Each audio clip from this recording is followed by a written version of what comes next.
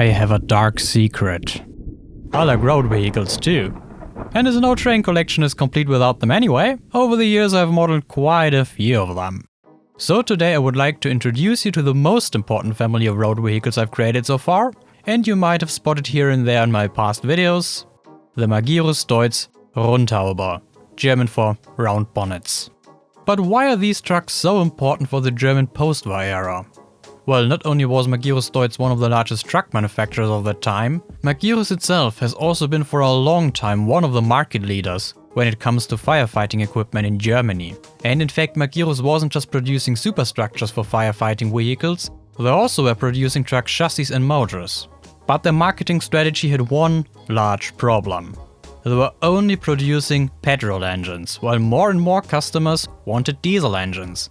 So when Deutz bought them in 1936, that point a very renowned manufacturer for diesel engines, Magirus-Deutz could now offer complete firefighting trucks, including the much requested diesel engines. And with that, became the dominant manufacturer for firefighting trucks after the war. In particular with a charming round bonnet truck family, introduced in 1951. Their firefighting trucks were something like de facto standards. And while Magirus-Deutz was certainly not the market leader in the truck segment as a whole, they were still an important brand, especially when it comes to trucks for construction sites, as well as for government organizations. So the West German Bundespost as well as the Bundesbahn, they primarily bought Magirus-Deutz trucks. And that is the reason why, if you're modeling post-war West Germany, these ones you need. Lots of them. It's really what the Volkswagen Käfers for cars, the round bonnets are for trucks. Not just because of the visual similarities. And when it comes to firefighting equipment, so far I've modeled two different types which were the most common ones. One is a 25-meter turntable ladder truck, DL25, DL is short for the German term Drehleiter, as well as a pumper truck TLF16 with a capacity of 16,000 liters. TLF, short for Tanklöschfahrzeug. You just gotta love those German emergency vehicle codes. But besides firefighting trucks, you could of course also buy just chassis from Magirus-Deutz, to be combined with superstructures of other manufacturers. Like for example the traditional 3-side tipper built by Myler, which also carries the Fuchs 301 excavator to the construction site, which is another very important vehicle for post-war Germany, as the Fuchs excavators were the most numerous by far. And that Fuchs excavator of course also exists in my collection with a raised cab as a material handler, which is very useful in the context of railways. As well as a tractor in Bundesbahn Grey, accompanied by an Ackermann container trailer for the so-called PA container system, which is actually a topic I've made a video about a long time ago.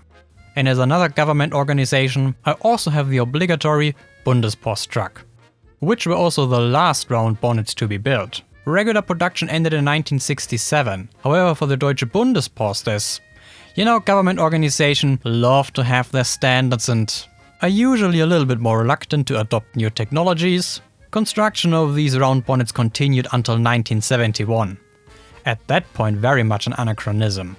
But today they are the perfect representation of the 1960s with its typical round shapes, which includes besides the bonnet and fenders, also the lamps as well as a grille, featuring the Minster of Ulm, the home city of Magirus-Deutz.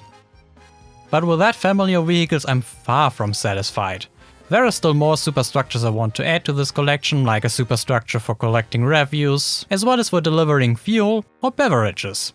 And following the evolution of those trucks, with the square bonnets and all-wheel drive, there are certainly a lot of possibilities for the future, as some of these early work-in-progress models show.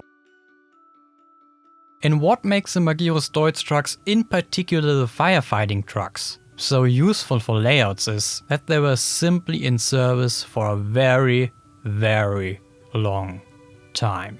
Of course, eventually they were superseded by more modern fire trucks, but often kept as backups. And some individual ones were still around in the 2000s.